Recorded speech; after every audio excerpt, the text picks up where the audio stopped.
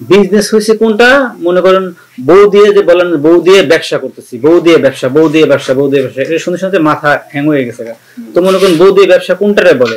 বউ দিয়ে ব্যবসা বলে আমি পাশে বসে থাকবো, অন্য পোলা এসে আমার ওয়াইফের সাথে রাত কাটাবে। মানে আপনার ওয়াইফ রিমু আপু, এদেরকে নিয়ে অনেক মানুষের নেগেটিভ চিন্তা ভাবনা। নেগেটিভ চিন্তা ভাবনা হচ্ছে এই, আপনি নাকি সোশ্যাল মিডিয়ায় আপুকে দিয়ে বিজনেস করতেছেন। এই যে সোশ্যাল মিডিয়ায় বিভিন্ন মানুষ আসে, আপনাদের ইন্টারভিউ নেয়, আপনারা সোশ্যাল মিডিয়া থেকে ইনকাম করতেছেন, সেটা দিয়ে চলতেছেন, নেগেটিভ চিন্তা ভাবনা করতেছে। এই বিষয়টা আসলে কি বলবেন?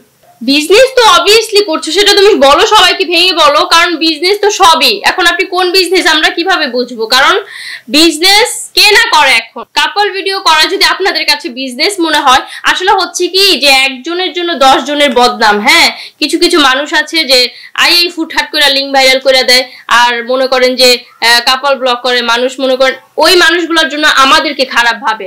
আর বিজনেস তো অবশ্যই, আমরা ফেসবুকের জন্য কন্টেন্ট বানাচ্ছি, বিনিময়ে তারা আমাদেরকে টাকা পে করতেছে, তো এটা তো প্রকারের বিজনেস, তাই না? অবশ্যই। এই যে রিমুকে দেখতে পাচ্ছেন, ও তো মিউজিক ভিডিও করে, প্লাস নাটক করে, আরো অন্যান্য কাজ করে। তাই এতে করে কি মাসে আমাদের একটা ইনকাম আসে না? তারপর আমি একটা জব করি, একটা পোশাকের বিজনেস করি, এটা থেকে কিছু আসে না? ফেসবুক যেহেতু চালাই, অবশ্যই কিছু টাকা মাসে আসে। তাহলে আমাদের এই যে চারদিক থেকে ইনকাম, এতে করে আমাদের সংসারটা সুন্দরভাবে চলে যেতেছে, আমাদের টাকাও থেকে যেতেছে। তো সুতরাং আমাদের কি দরকার আছে এইসব বাজের দিকে মন দেওয়া? ওরাই দেখেন, যদি মনে করেন ও যদি এরকম কাজ করতো, তাহলে আজকে রিমু কিন্তু এই জায়গায় বসে থাকতো না। তাহলে আজকে রিমুর সাথে কথা বলতে হইলেও আগে মনে করেন এই পারমিশন নিয়ে আসতে হতো। তো মনে করেন এইসব প্রশ্রয় ফিরিয়ে দেয়, ঠিক আছে? এই স্বয়ং আমি সাক্ষী। এবং কি যদি কোনো প্রমাণ দিতে পারেন যে ও কোনো বাজে কাজে রাজি হয়েছে কোথাও, ওদিন আমাকে আপনারা যা খুশি তাই বললেন, যে আমি মাথা ব্যথা নাম, কিন্তু কোনো প্রমাণ দিতে পারে না। কারণ ও এমন একটা মেয়ে, ও হাজবেন্ড বক্ত একটা মেয়ে, ও আমাকে প্রচন্ড পরিমাণ ভালোবাসে এবং কি ও সংসারকেও ভালোবাসে। তো দিন শেষে ও যত কিছু করুক না কেন, সংসার আগে, তারপর মনে করেন ওর হাজবেন্ড আগে, ওটা ছেলে আছে, ছেলেটাও খুব ভালোবাসে।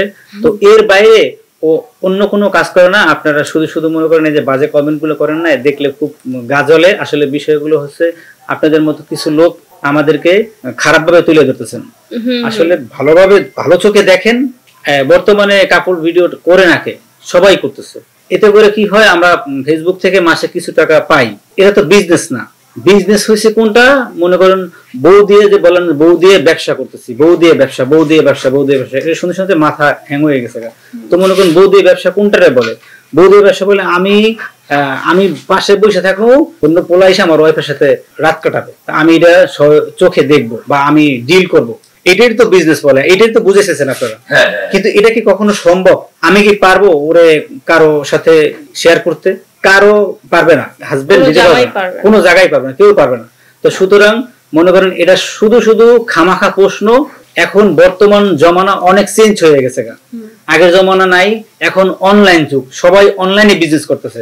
কিছুদিন আগেও দেখলাম যে মনে করেন যে মেয়ে মনে করেন পর্দা করতো, যে মেয়ে একটা ভিডিওতে হাজবেন্ডের সাথে মনে করেন আসবে না, আমি আসবো না, কিন্তু ওরাই এখন মনে করেন কাপল হয়ে গেছে। এরকম করতে করতে করতে হাজার হাজার কাপল ভিডিও তৈরি হইতেছে এখন, লক্ষ লক্ষ কোটি কোটি টাকা ইনকাম করতেছে, লক্ষ লক্ষ কোটি টাকা ইনকাম। এটা কি খারাপ? আপনি ইনকাম করুন, সেটা ভালো পথে। কারণ কি আপনারা মনে করেন হাজবেন্ড ওয়াইফ নিজেরা ঘরে বসে ভিডিও বানাইতেছেন, এটা আপনারা দেখতেছেন, এটা থেকে মানুষ আমি কিছু টাকা পাই, তারাও কিছু টাকা পায়। এটা তো বিজনেস বলে না। বিজনেস যেটাকে বলা হয়, আপনারা যারা অনুসরণ করতেছেন যে বিজনেস এইটাকে, এটা আমি করি না ভাই।